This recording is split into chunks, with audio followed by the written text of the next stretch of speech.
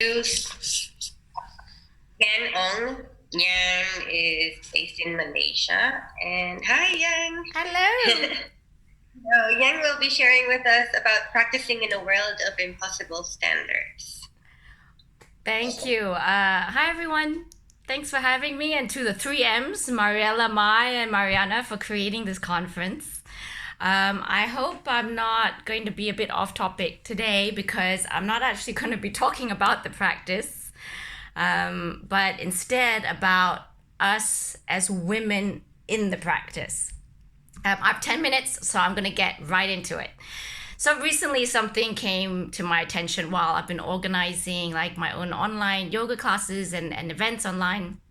But the best way to show you what I mean is I'll give you some examples.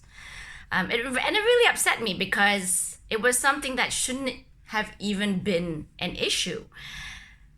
I'll give you an examples of things that I've been told recently to give you a taste of what I mean. The first example is a practitioner and a very prominent teacher that contributes greatly in her own country for many, many years said to me, "Thank you for including me in your Ashtanga event online. As a mother, I haven't practiced for a while now, and I do other things when I can, or I practice when I can, but I'm honored that to be even considered part of the Ashtanga community." Another situation was several women whom were long time practitioners and teachers asked me if it was okay to not have their screens online during practice because they've not practiced for regularly due to various reasons such as health issues from menopause, depression, personal life things. And they didn't want to be seen as anything less in public, especially by their own students who expect a perfect physical practice from them, which they're not doing anymore. And I'll give you a last example. This was the hardest for me. One of the women pioneers in Ashtanga asked me if it was okay to join a lead primary class if she wasn't jumping back or through anymore due to her more mature age and some arthritis. Now, these are beautiful women who have dedicated many years of their lives to the practice. We're talking 20, 30, even 40 years. Some of them even certified with over a decade of flying to India to practice, putting other aspects of their life on hold. These women put in their time. And they should never feel the expectation and pressures of the Ashtanga community. Feeling inadequate as a result of natural life cycles or life events is unacceptable. There were so many more situations I faced like that this year, and as you can see, a theme was forming. Are we expected or putting pressures on our peers or ourselves that the longer you practice or teach, the more perfect your asana, or if not, that you failed or you're somewhat less? For the first time ever, there's a growing number of women in Ashtanga that are in uncharted territory of aging. And we have that opportunity to make it acceptable amongst each other without taking away any of the effort that has been put in during a lifetime. As women, we already have a ton of social pressures to be perfect. Any mother will tell you that. Hell, anyone with a mother will tell you that. From being a woman, a mother, a CEO, or a politician, or whatever it is you do, the pressure to fail is less forgiving as a woman. We really don't need that in yoga too. No thanks. Life is stressful enough. I mean, don't you think? We need to break this vicious cycle of unrealistic expectation and then failure to meet these expectations, then leading to embarrassment and insecurity, and even in some cases lying to keep up appearances, and then back again. And then worst of all, passing it on as an unresolved issue to new students for the next generation to continue that habit. Okay, sorry. I got a bit intense and a little over enthusiastic. I just feel really passionate about this right now. And it pains me to see outstanding women who paid their dues, make sacrifices, devoted years to learning this practice. They should never feel anything other than confident. But I am hopeful because I know we can set precedents to set this straight and set each other free and even more. I find the common unrealistic expectations that women are put up against, not only in practice but in life, are, for example, one, practicing like a man. Why is this a good thing? Being an equal doesn't mean being exactly the same as, right? Equal is not identical. So commonly, I hear the rights of a woman should be the same as a man. No, sorry. The rights of a woman should be what is best for the woman, what fits our agenda, our lifestyle or life cycle, our genetics or physical constitution. These are of equal importance, and they don't need to be exactly the same as a man. Punch like a girl, they say. Well, I seek to practice proudly as a woman. Despite the fact that my teacher and the person next to me on the mat every day is a man, and that yoga was originally for men, I don't seek to physically compete with them or set their practice as the bar that I need to meet. I'll be killing myself every day. And if I did, yoga will be really frustrating. The second common unrealistic expectation is not accepting our massive biological and emotional life events.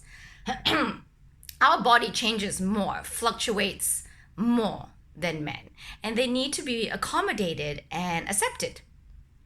This practice every damn day, dude, whatever.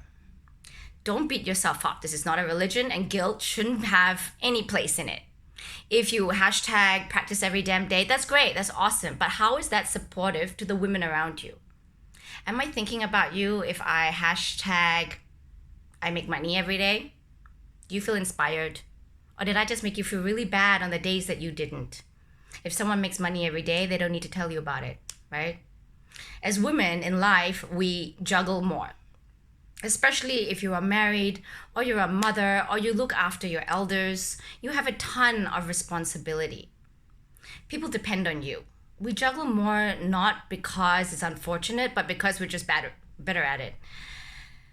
It's okay if you don't practice every day, or it's okay if you left practice for a couple of years because it was too much doing that and raising a newborn or a new job. There's no judgment, and there never should be. You aren't any less of a female practitioner. You didn't fail. You're not out of an Ashtanga community. It's what makes you a woman practitioner, because you do it when you can and you do it for yourself. If you practice every day, fantastic. But it shouldn't shut out the people that are struggling to. And we should be supportive to that. If you practice when you can, great as well. Hey ladies, if you didn't practice today or for a couple of years because life got in the way, no worries. You are here today and we are here for you. Newsflash.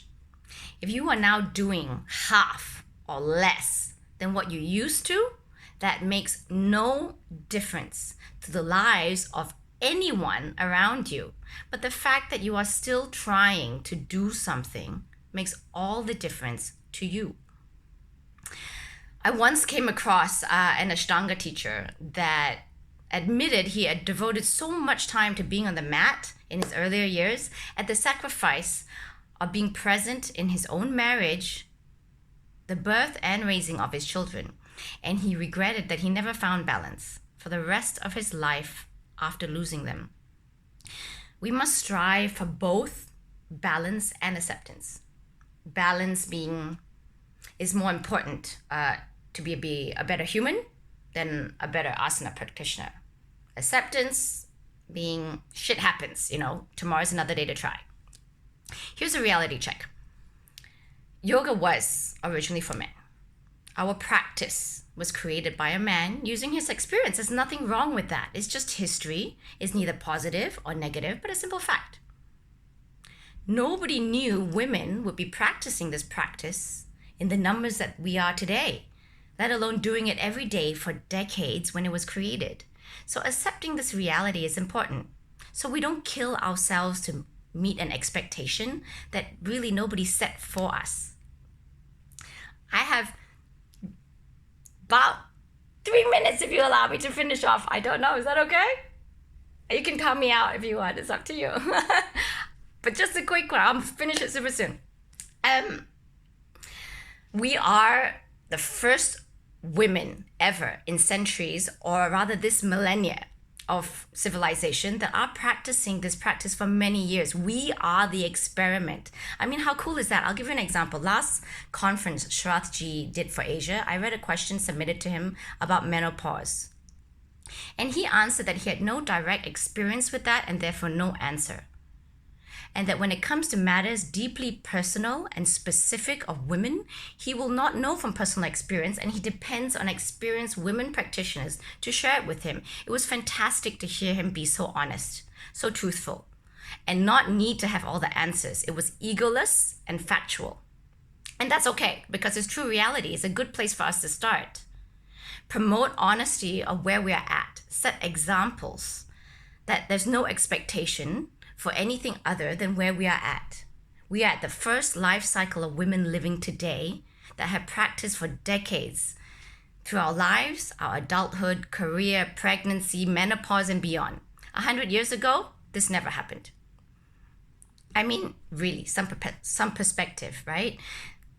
Nobody's ladies' holiday is really finished in 3 days, and the suffering usually is before that. But guys, thanks for considering it. If you need to go ahead, women, take a day off before. It doesn't make you rebellious. It makes you being a woke practitioner. It makes you being a woman practitioner. Why is this important? And I'm about to come to an end now. Because when we're able to see this, be aware of it, we have perspective. Most importantly, acceptance of ourselves. And we begin to recognize other women going through the same. Therefore, compassion for each other arises. This leads to secure, confident women, not needing to pretend to be anything more for anyone. We are whom we are able to truly lift each other up instead of competing with each other or with men. There's no need to compete with anyone. It only creates insecurity, sets false, impossible standards that few can actually meet long term. And we hope to work on our true self-confidence. I'm out of time. Thank you so much. It's a big topic. Really enjoyed your thanks for reminding us how unrealistic these expectations are. Really. Thank you. I didn't solve any problems today. I just wanted to bring up food for thought. Thank you so much. Thanks, guys. Bye.